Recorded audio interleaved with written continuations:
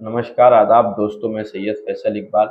आज news garage के मंच से हम आपसे इज़राइल और फ़लस्तीन के मुद्दे पे बात करेंगे और चर्चा करेंगे। लेकिन फ़लस्तीन और इज़राइल के मुद्दे पे बात करने से पहले हमें इतिहास के पन्ने में जाना पड़ेगा और ये समझना पड़ेगा कि फ़लस्तीन क्या है, इज़राइल क्या है। आज इनके बीच जो युद्ध हो रहा है, जो जंग हो रहा है, उसका कारण क्या है? हिटलर का तानाशाह अपने उरूज पर था और हिटलर यहूदियों को चुन-चुन कर मार रहे थे। कहीं गैस चेंबर में जलाकर मार रहे थे, कहीं बम से उड़ाकर मार रहे थे, कहीं जिंदा जला रहे थे। तब यहूदी शरणार्थी बन के, रिफ्यूजी बन के जब उनको पूरी दुनिया में कहीं पनाह नहीं दी गई थी, पश्चिमी दुनिया ने उनको ठुकरा दिया था, उन्हें धुतकार दिया था, तब इन्हीं फ़लस्तीनी लोगों ने फ़लस्तीन की धरती पे रिफ्यूजी बनकर गए यहूदियों को पनाह दी थी। और हमने देखा सोशल मीडिया में एक फ़ोटो वायरल हो रहा है, जब यहूदी फ़लस्तीन जा रहे थे शिप में, उन्होंने एक बैनर लगा के रखा था जिसमें उन्होंने एक कोट लिखा था, the Germans destroyed our homes and lives, you please don't destroy our hopes. ऐसे ही ये रिफ्यूजीज बन के यहूदियों ने फ़लस्तीन की धरती पे खुद को आबाद किया।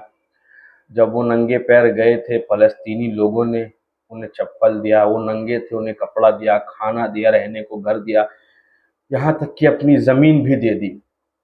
और फिर इज़राइल का असल रूप, असल चेहरा सामने आया। दोस्तों, कुछ दिन पहले तुर्की के प्रेसिडेंट तैयब एर्दोगान एक मैप लेकर प्रेस कॉन्फ्रेंस कर रहे थे, जिसमें उन्होंने ये दिखाया कि 1948 में इज़राइल की ज़मीन 5% थी और फ़लस्तीन 95% हुआ करता था, और आज 2023 में फ़लस्तीन 5% रह गया है और 95% ज़मीन इज़राइल ने जबरन कब्ज़ा कर लिया है। दोस्तों, हमें ये भी जानना पड़ेगा कि कैसे आए दिन इज़राइल फ़ोर्स, इज़राइल की पुलिस फ़लस्तीनियों पे जुल्म ढाते हैं। कभी मस्जिद अक्सा के सामने गोली मार देते हैं, कभी बम से उड़ा देते हैं। अभी जो हमास ने किया वो बिल्कुल कंडेमनेबल है। हमास का टेररिस्ट अटैक मासूम इजराइलियों के ऊपर कंडेमनेबल है, हम उसका कंडेम करते हैं। लेकिन अगर हमास एक टेररिस्ट ग्रुप है, एक मिलिटेंट ग्रुप है, तो इजराइल उसकी जिम्मेदार है। इजराइल की वजह से ये हमला हुआ, क्योंकि इजराइल पिछले 70 साल से मासूम निहत्थे फ़लस्तीनियों के ऊपर जुल्म ढाता आ रहा है। दोस्तों, आपको जानकर हैरानी होगी कि फ़लस्तीन का जो गाज़ा स्ट्रिप है उसे दुनिया का सबसे बड़ा ओपन एयर प्रिजन कहा जाता है। फ़लस्तीन के लोग अपनी ही धरती पे, अपनी ही ज़मीन पे, गाज़ा के लोग गाज़ा के बाहर ट्रेड नहीं कर सकते हैं। गाज़ा में ड्राई फ्रूट का इम्पोर्ट बैंड है। गाज़ा के लोग अपने ही तालाब में मच्छी नहीं पकड़ सकते हैं। गाज़ा के बच्चों को स्कॉलरशिप मिलती है तो उन्हें इजराइल की हुकूमत बाहर जाने की परमिशन नहीं देते। ये अट्रॉसिटीज़, ये सारे जुल्म इजराइल पिछले 70 सालों से फ़लस्तीनियों के ऊपर करता आ रहा है। जबकि ओस्लो एग्रीमेंट बना था जिसमें यूरोपियन यूनियन, यूएस, यूके इन सबों की जिम्मेदारी थी कि फ़लस्तीनियों को एक अलग देश दिया जाए जिसका कैपिटल जेरूसलम होगा, और उसके लिए 5 साल की टाइम लिमिट दी गई थी। आज 16 साल बीत गए, ओस्लो एग्रीमेंट का इम्प्लीमेंटेशन नहीं हुआ। क्या इसराइल ने इंटरनेशनल लॉज का वायलेशन नहीं किया? इन सारी चीज़ों के बाद भी आज हैरानी की बात यह है कि पश्चिमी मीडिया, पश्चिमी ताकतें, ये सारे लोग मिलकर फ़लस्तीन को ज़िम्मेदार ठहरा रहे हैं। आज इजराइल ने कितने मासूमों की जान ले ली, जिसमें ज़्यादातर बच्चे और औरतें हैं। इजराइल ने गाज़ा स्ट्रिप्स में पानी, बिजली, फ्यूल, खाना सब बंद कर दिया है। गाज़ा की आबादी 2.3 मिलियन है, 23 लाख लोग की आबादी, जिसमें से आधा से ज़्यादा औरतें और बच्चे हैं। क्या ये जेनोसाइड नहीं है? मुझे एल्बर्ट आइंस्टीन की बात याद आ रही है, जब उन्होंने कहा था कि ये मेरी सबसे दुखद घटना होगी मेरी ज़िंदगी की, जब यहूदी फलस्तीनियों के साथ वो सलूक करेंगे जो हिटलर ने उनके साथ किया था। और आज हम ये देख रहे हैं कि कैसे इजराइल एक जेनोसाइड कर रहा है। अभी एक हॉस्पिटल में उन्होंने बमबारी कर दी, उसको तबाह कर दिया। उसमें मासूम बच्चे थे, उसमें औरतें थीं। 2 दिन पहले इजराइल ने कहा कि 1 दिन का वक्त है, आप साउथ गाजा को खाली कर दो। वहाँ पे लाखों लोग हैं। जब वो लोग गाजा से निकलकर दूसरी ओर जा रहे थे तो इजराइल ने एयर स्ट्राइक करके उन्हें मार दिया। क्या ये टेररिज्म नहीं है? क्या ये वायलेंस नहीं है? दोस्तों, जब रशिया ने यूक्रेन के ऊपर बमबारी की, यूक्रेन को इन्वेड करने की कोशिश की, तो सब ने उससे कंडेम किया। सब ने कहा कि वो एक टेररिस्ट एक्टिविटी है, टेरर एक्ट है। हम भी उसका कंडेम करते हैं। और पूरी पश्चिमी दुनिया, यूएस, यूके, इजराइल, सब ने यूक्रेन का साथ दिया। लेकिन इजराइल जो पिछले 70 सालों से फलस्तीनियों के साथ करता आ रहा है, वो जुल्म ढाता आ रहा है, उसके लिए किसी ने भी फलस्तीन का साथ नहीं दिया। किसी पश्चिमी दुनिया की पावरफुल कंट्री ने, यूएस, यूके, इन सबों ने कभी इजराइल को कंडेम नहीं किया। और जो इस्लामिक कंट्री इजराइल के साथ खड़े होते हैं, उसको ये लोग डराते हैं, धमकाते हैं, बमबारी करते हैं। अभी देखिए, 2 दिन 3 दिन पहले हमने देखा कि इजराइल ने सीरिया में 2 एयरपोर्ट के ऊपर बमबारी कर दी, एलेप एयरपोर्ट और दमिश्क इंटरनेशनल एयरपोर्ट। इजराइल की दुश्मनी तो हमास से थी, उन्होंने मासूम फलस्तीनियों को क्यों मारा? इसका जवाब कौन देगा? सीरिया ने उसका क्या बिगाड़ा था? उन्होंने सीरिया की 2 एयरपोर्ट को तबाह कर दिया। दोस्तों, ऐसे ही सालों से इजराइल फलस्तीन के ऊपर जुल्म ढाता आ रहा है। 2004 में उन्होंने गाजा इंटरनेशनल एयरपोर्ट को उड़ा दिया। गाजा में जाने के लिए कुछ रास्ते हुआ करते थे, इजराइल ने उसको ब्लॉक कर दिया। इसकी जिम्मेदारी किसकी है? यह डिक्टेटरशिप क्यों? जबकि two nation theory, Oslo agreement में भी बन चुका था कि एक जमीन इजराइल का होगा, एक इंडिपेंडेंट कंट्री होगी पैलेस्टीन। उसके बाद भी इजराइल ने इंटरनेशनल लॉ का वायलेशन किया।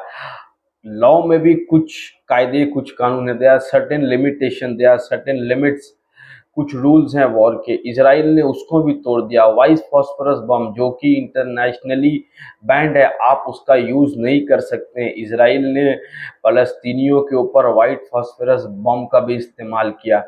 यूनाइटेड नेशन ने भी उसका कंडेम किया, लेकिन फिर भी इजराइल को कोई तकलीफ, कोई हमदर्दी नहीं हुई फलस्तीनी लोगों से। अभी कल इजराइल के प्राइम मिनिस्टर के ऑफिशियल ट्विटर हैंडल से एक ट्वीट किया गया, इसमें उन्होंने लिखा, this is a fight between childrens of light and childrens of darkness. इसका क्या मतलब है? बच्चे तो बच्चे होते हैं, उनका कोई धर्म नहीं होता, लेकिन इनकी सोच दर्शा रही है। और जो भी दुनिया में लोग हैं जो इजराइल का साथ दे रहे हैं, इसमें ये दर्शाता है कि इन लोगों को सिर्फ और सिर्फ इस्लामोफोबिया से प्यार है। वो लोग इसलिए इजराइल का साथ दे रहे हैं मासूमों का कत्ल करने के लिए, क्योंकि वहाँ पे ज़्यादातर आबादी मुसलमानों की है।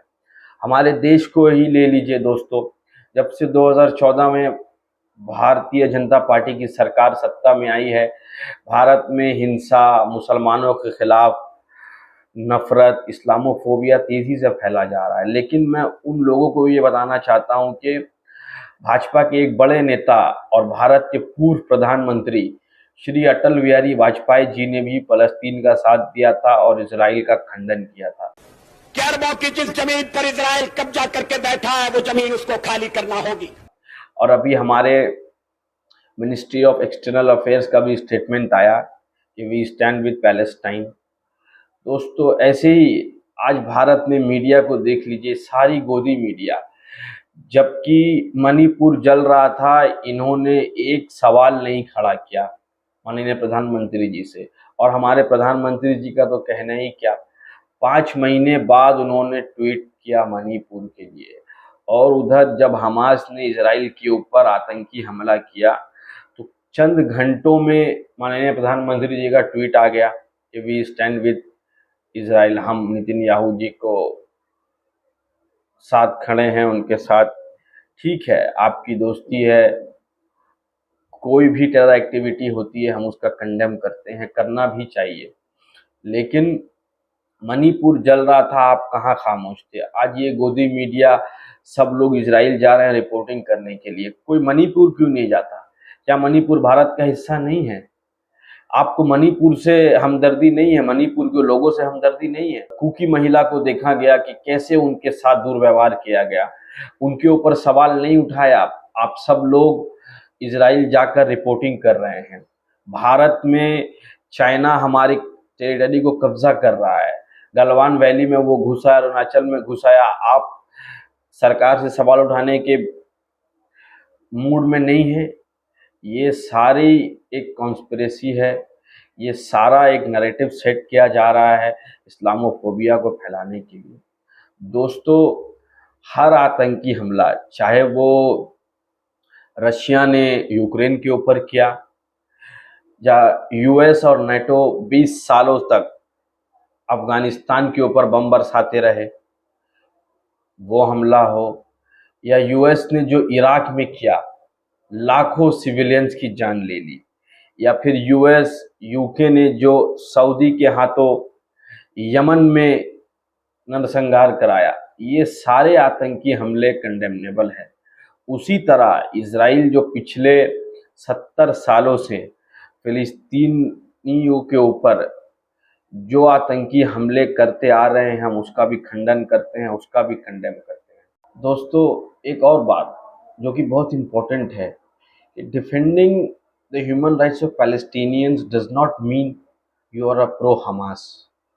Saying free Palestine does not mean you are anti-Semitic or you want all Jews to be gone.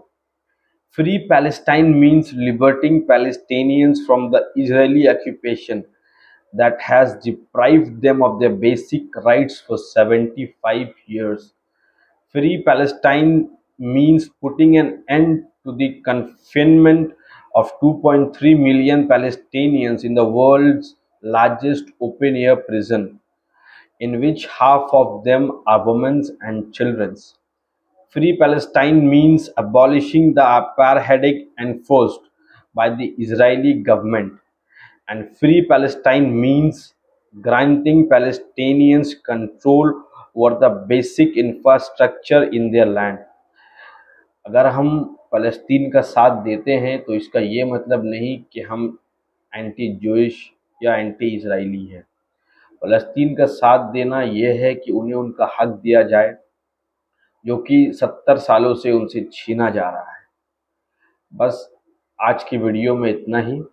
हमारे साथ बने रहिए, जुड़े रहिए, और अगर आपको ये वीडियो अच्छा लगा, पसंद आया तो लाइक करिए, सब्सक्राइब करिए और कमेंट करना ना भूलें। नमस्कार, आदाब।